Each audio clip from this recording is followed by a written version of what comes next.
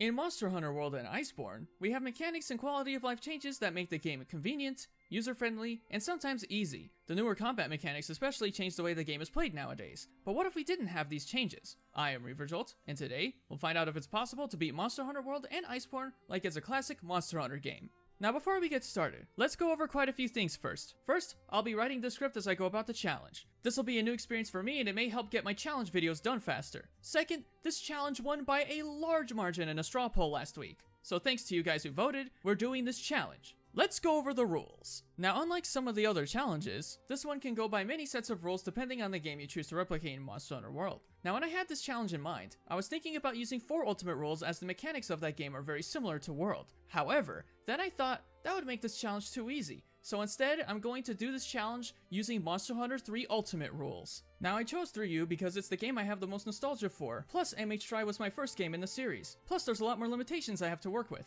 Now you may be asking, why not go with MHW rules then? The reason is because even though Tri was my first game, I had a lot more fun with 3 Ultimate. Plus I really want to use Gunlance for this challenge and Gunlance didn't exist in Tri. Also, this video will be separated into 2 parts. Part 1 is this video and part 2 is tomorrow. I would go over the rules in this video, but there are just too many to list, so I'll have the rules in the description of this video. Now in addition to the rules, I want to add one more to make this more challenging. No use of Guardian equipment. And obviously there are mechanics in World that are unavoidable, like the charm and decoration switch, or the unlimited pickaxes and capture nets as opposed to breakable tools in previous games. Now with everything set in stone, let's do this. I decided to practice the moveset I'll be using throughout the rest of the game. It's going to be quite the challenge considering there will be instances where I'm tempted to use a newer move. This is going to require a lot of patience. We do our first quest with some Jagras and they were easy as usual. Not much to say here other than I've spent a lot of time cooking meat beforehand. Then we took out some Kestodons only to find out that we need to hunt a great Jagras. This hunt was easy as usual even with our restrictions. Now there was one thing I forgot to put in the rules of the challenge.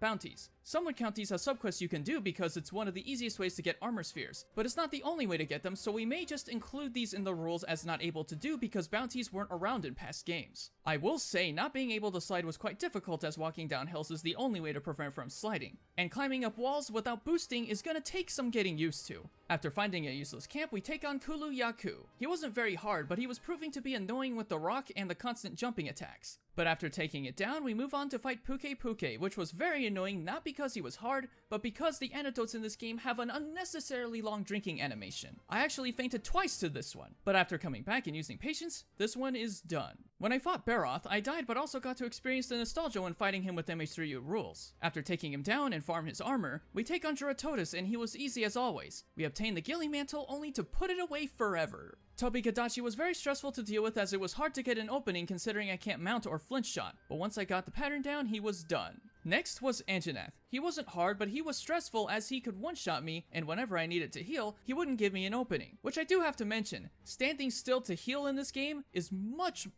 worse than it is in past games. You can at least drink a potion instantly in past games, whereas in this game, the drinking animation is almost unbearable. But after being patient, he's done. The first Zoro Magdaros siege was pretty much a guaranteed win. Although I want to mention that with the MH3U rule set, I can't go in any direction but up while climbing. This is because in every game before 4 Ultimate, you could only go straight up and down. But I did manage to find a way around this. By climbing straight up the shoulder of Zoro Magdaros, we can jump for the ledge below and from there we can climb straight up. After that, we needed to take on Radial, which wasn't all that hard mostly because of my experience with her in past games. We just need to obtain her armor except the chest piece as the ancient bones weren't around in MH3U. But a friend of mine thought that part of the ruling was too strict, so I made a straw poll on Twitter, but I'll get to that later. Then I, for whatever reason, decided to go for the Wyvern Egg Delivery quest. After taking down the Rathian, we take the eggs to deliver them. Let me tell you, this required a lot of patience. Not only did I have to take out the Rathian for safe egg delivery, but I can't use the Gilly Mantle, nor can I climb walls because back in 3 Ultimate, you couldn't climb while carrying an egg. Plus, without sliding, this took forever, and I was close to timing out too. But after a long haul, we managed to deliver both eggs. Next was Palumu, which wasn't very hard, and I somehow got lucky cheesing it with the floor. After that, we take on Radhaban, which took longer than it should have due to having to walk down hills when he rolled away, but he was pretty easy otherwise. Legiana was up, and he wasn't difficult at all. The main difficulty was having to climb up vines MH3U style, which made this fight more tedious than difficult. But after climbing everywhere, he's captured. Odogaron was annoying to deal with as I couldn't use a storage jerky. I even fainted trying to get away as the bleed effect finished me, but after coming back, Odogaron was done for. Next, we needed to hunt both Rathalos and Diablos. Diablos was first, and he was actually easier in this challenge because I had Sonic Pods. On top of that, he's not as hard as he was in MH3U.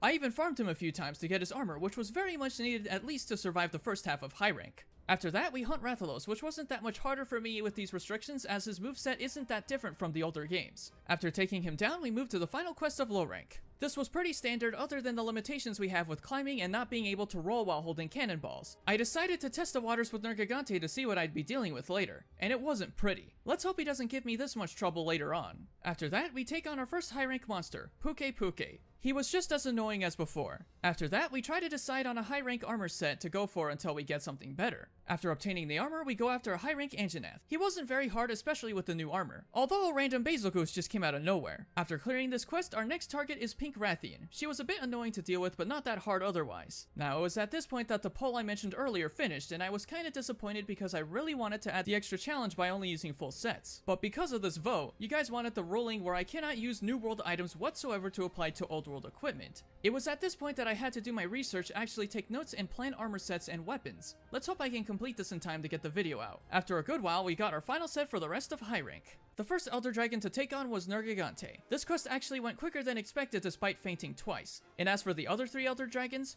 Kushala was difficult but manageable, Teostra was easier than expected, and Valhazak did one-shot me at the beginning, but was surprisingly easy otherwise. Then we come to the final boss of the base game, Xeno'jiiva. He was actually quite easy. Using the charge shots from the gunlance was dealing tons of damage. The only thing that was a slight bother was waiting for him to land cause I can't use slinger ammo. But after a bit, he goes down. Now normally I would end the challenge here, but we still got a ways to go. Stay tuned for part 2 as that will be the deciding factor as whether it's possible to beat Monster Hunter World Iceborne like it's a classic. I will see you tomorrow to finish off the challenge.